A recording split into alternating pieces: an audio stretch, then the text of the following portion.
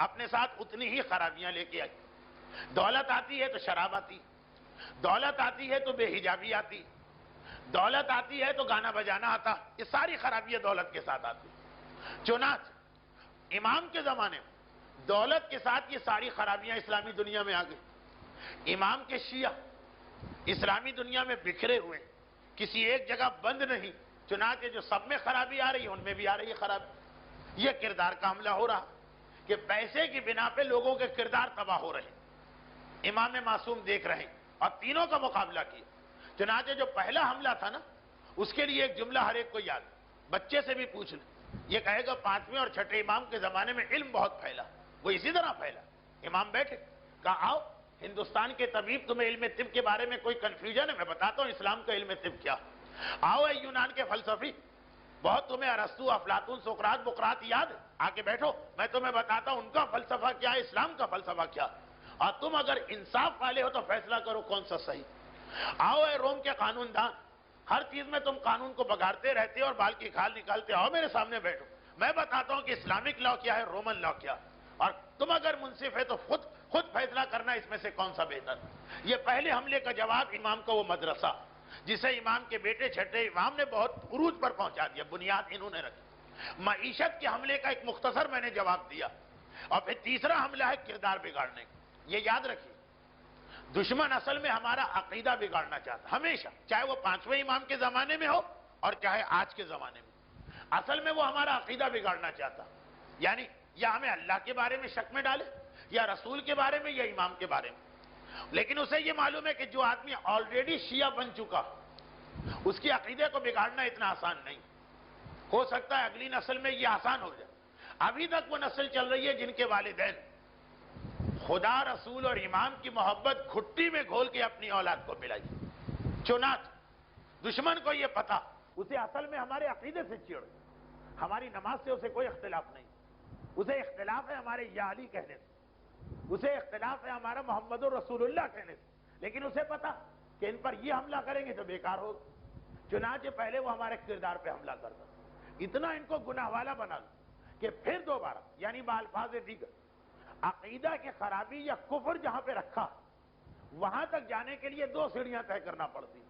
پہلی سیڑھی ہے کردار کی خرابی، جب اس پر قدم رکھو گے تو اگلی سیڑھی ہے عقیدے کی خرابی. یہی وجہ ہمارے یہاں بہت سے بچے آج کل تعلیم حاصل کرنے یورپ اور امریکہ جا رہے ہیں. آج سے مطلب ہے 30 سال سے 25 سال. ان سے پوچھے جب وہ وہاں جاتے تھے تو کیا ان کے کلاس فیلوز یا ان کے دوست پہلی بات یہ کہتے تھے کہ اللہ میں کیا رکھا ہے چھوڑ دو اللہ کو؟ جی نہیں. کیا یہ کہتے تھے کہ رسول میں کیا رکھا ہے چھوڑو اپنے رسول کو؟ جی نہیں. کیا یہ کہتے تھے کہ علی میں کیا رکھا ہے چھوڑو اپنے علی کو؟ جی نہیں. وہ یہ نہیں کہتے تھے. پہلی بات کہتے تھے آؤ ہمارے ساتھ شراب پینو. ان باتوں میں کیا رکھا ہے کہ شراب حرام ہے کہ حلال؟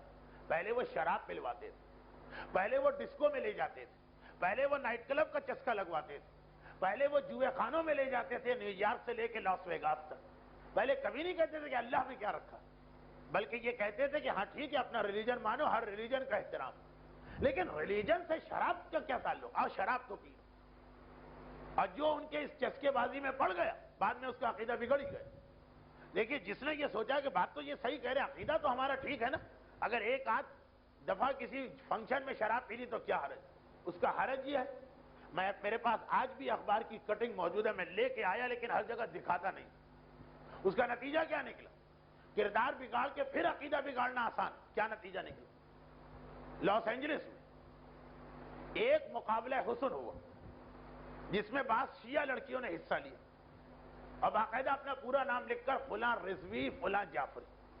مگر عجیب بات یہ تھی کہ یہ مقابلہ حسن عاشورے کے دن ہوا تھا. عاشور کا دن تھا اور اس میں شیعہ لڑکیاں باقاعدہ جعفری اور رضوی کے سرنیم کے ساتھ شریک ہو رہی ہیں اور اخبار میں اس کی رپورٹ آ رہی.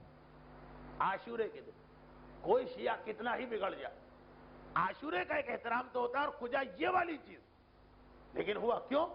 اس لیے کہ وہی بات کہ شروع میں انہوں نے سوچا ہوگا کہ ہمارا عقیدہ نہیں بگاڑا جا رہا، صرف یہ کہا جا رہا ہے حجاب کا کیا فائدہ، چھوڑو حجاب. یہ بھی مطمئن ہو گئی ہوں گی کہ ہاں ٹھیک ہے، اگر ایک چادر اتر گئی تو کیا نتیجہ؟ اس چادر اترنے کا نتیجہ یہ کہ پھر عاشورے کے دن مقابلہ حسن میں سرنیم جعفری اور رضوی کے ساتھ شرکت کی جا رہی. دشمن سمجھتا ہے یہ ساری باتیں.